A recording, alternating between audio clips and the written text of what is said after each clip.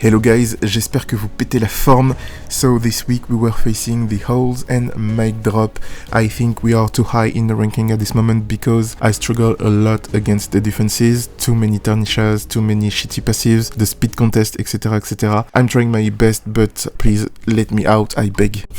Okay, let's go for the Nat 4 defenses. The first one is Fiona, Vigor, Ludo from the Holes. I think they were testing something because they had all the elements of the Dice Magicians in the tower. And for this one I went with Myung, Croix and Miriam. So I killed Fiona first, and then I think I am tanky enough to manage Vigor and Ludo damage thanks to defense buff and Miriam's passive. I wasn't that scared to take harmful effects from Ludo, so I didn't bring any wheel provider.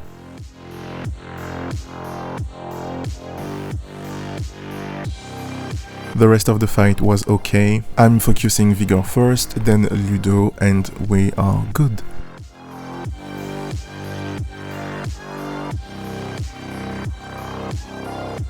The next defense is from Mic Drop. To be honest, it was not scary at all. I used an old composition which is Garou Racuni Covenant. So the idea was to snipe the Platy first. I will lose the Covenant really fast afterward. And there is a good chance that I win the 2 vs 2 with Garou Racuni against the Figaro Bark. Because I have more damage, more sustain, I have the advantage of the element, and I have the passives.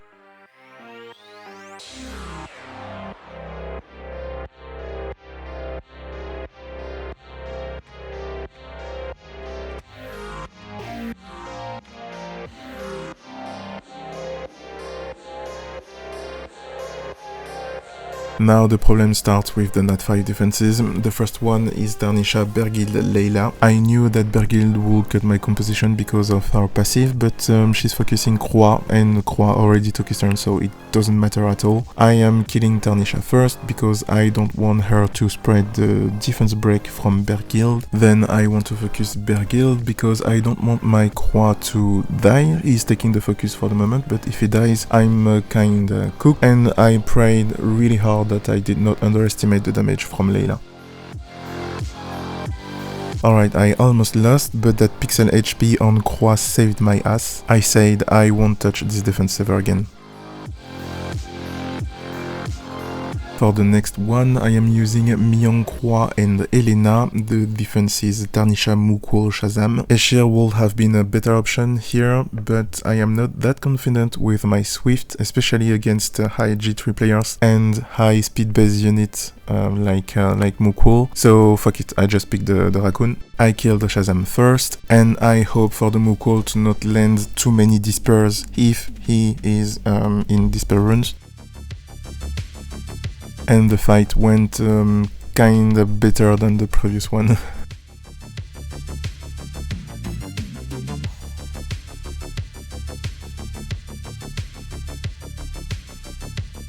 The next defense is low-key the same archetype than the previous one. This time I knew that Mukwol was in Despair rune, so I picked Escher instead of Croix. The fight is very similar. We killed the third unit, then we managed the 3 vs 2.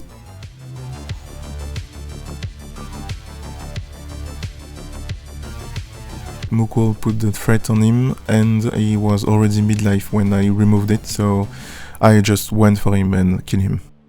And at this moment Tarnisha decided to go berserk and rush my Kali and killed her. From there I had many turns where I couldn't play at all because of the stuns, the silences, but she didn't have enough damage to kill Myung and Escher, even though she looked like she had a crit rate renage. Here I wanted to cook something with Myung, Croix and Kaz, but the enemy is vicious. Merci JQ pour ce trap, hein. Je retiens. Huh? So none of the units in front of me is friendly. The Cadiz is in revenge, the Carcano is tanky as fuck, and the Celia has an offensive build in crit rate, obviously, I guess additional damage from the artifacts. My plan was to kill Cadiz and Carcano, and then easy peasy, right? Because Croix is taking the focus from Celia, but the Carcano didn't flinch at all, and the Celia destroyed my team. There are few violent procs at the end from the Celia, but to be honest, in my mind it was already lost when I didn't kill the Carcano. I lost the fight, but I wanted to take revenge of him, so I went in again with the same team, but this time I changed the artifacts and decided to focus the Celia instead of the Carcano. Looks like I'm hinting a little bit, but shh.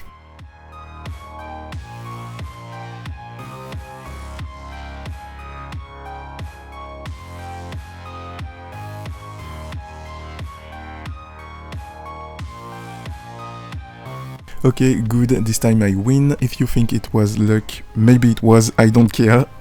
For the next offense, if you're already following the channel, you know what this is about. A Platy Irene defense, the third unit is Kiki. We are using Kali and Elisa to kill her and to avoid the possibility from Platy to revive her. Irene will then trap the Kali, and from there, whatever happens, we need to kill the Platy because at the end, Eshir can solo in 1v1 the Irene. So again, whatever happens, if you succeed in killing the Platy, Eshir will end the fight alone.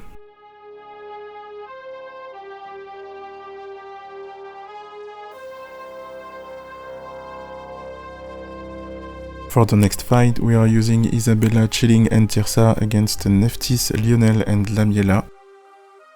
We go for the Lamiela first. She dies from the Tirsa alone, so that's good. Now we have to focus Nephthys.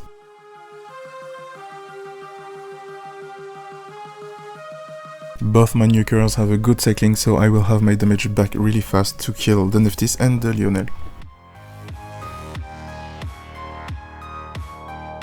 The last defense is Sylvia, Irene, Zenitsu. It is difficult to explain, so to stay as simple as possible, I'm using Myung and Fire Zenitsu to kill the one Zenitsu, because the Zenitsu have that spell that avoid the death denial effects, but the damage output from this spell is very low if I am not at the 30% HP threshold. That's why I'm using Myung to reduce the enemy Zenitsu HP. Myung has double will, so if the Zenitsu has Nemesis, he will not be able to put a defense break on her.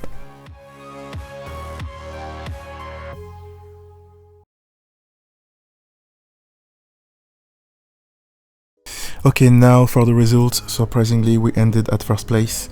I am surprised because our win rate was 84%, which is not good, and we had the lowest win rate all along, but at the end it was worst for the enemies because the holes ended at 79%.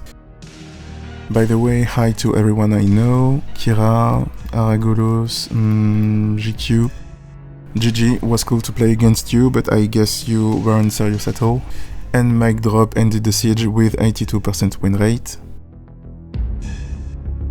That's it for today, guys. Thank you for watching. I will be posting my 2-minute video at least once or twice a week, so have fun with that. Again, if you enjoyed the video, feel free to like, comment and subscribe. Have a good weekend, my friends, and a good week. Ciao, ciao.